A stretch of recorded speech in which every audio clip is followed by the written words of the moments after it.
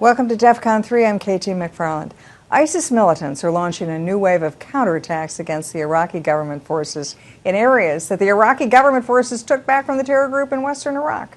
Well, Washington is banking on Baghdad's renewed push to defeat the Islamic State as a possible turning point in this conflict. Here with analysis is former Green Beret officer Benjamin Collins.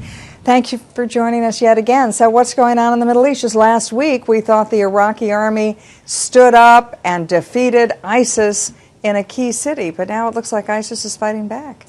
Well, I think we have to be very, very clear about who actually was able to take Ramadi. So the Iraqi security forces, the Iraqi army, actually played a very supporting role in this. So they were moving logistics, they were helping to call targets out.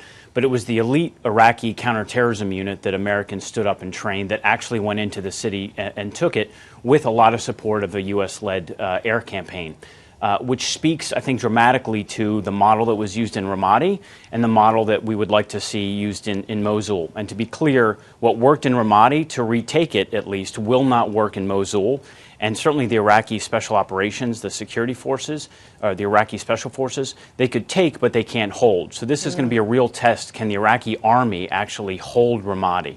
So could we be at a stalemate where the Iraqi army advances, then ISIS comes back, and back and forth and back and forth, so nothing really changes hands? We could, and this is going to be a real test. So ISIS still controls about 25% of Ramadi. They just initiated those 7 car bombs that we just heard about.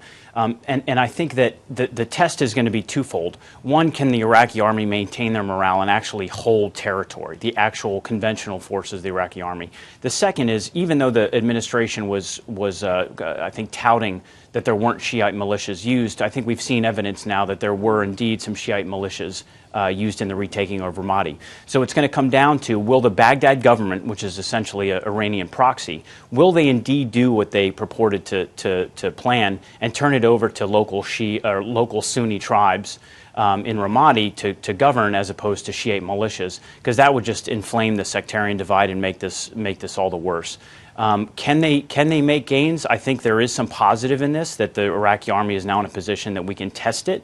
But I think Ramadi is going to be a microcosm of really what could take place in the retaking of. Okay, so then the arguments that we saw just a few days ago that while the Iraqi army's done such a terrific job, they're now going to move on Mosul and they're not going to take the really big cities back. You don't think that's likely to happen? Then? No, I don't. Certainly not right now. Now, again, I think we'll see Iraqi special forces used, but again, that's a very limited number. And Mosul is a city of a million people. It's massive. And it's also the heart, at least within Iraq, of the ISIS caliphate. So I think the model that they used, again, in Ramadi, I think we'll see Iraqi special forces able to utilize their specialized training in calling in airstrikes. But I don't think that the Iraqi army specifically is going to be ready, at least in the very near future, as they proclaim. You said something just a second ago that caught my ear. When you said the Baghdad government, the Iraq government, really is a proxy for Iran. So where are all the different groups in Iraq now, the Kurds, the Sunnis, the Shiites? Certainly. So, I mean, if you look at the Sunni tribes, and we've heard a lot of politicians and certainly military analysts say, well, we've got to go back to those Sunni tribes that initiated the awakening of 06. That boat has essentially left the harbor. I mean, a lot of those Sunni tribal leaders and people that we worked with very closely ended up moving over to ISIS, to be frank.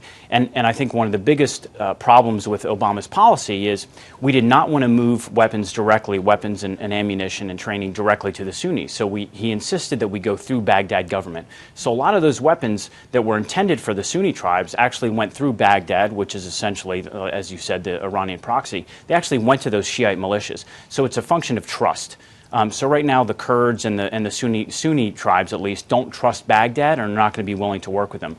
More to the point, if you look at pictures of Ramadi in the fall, in the recent days, it's devastated. So they used airstrikes to just absolutely, beat the heck out of that city and reduce it to rubble.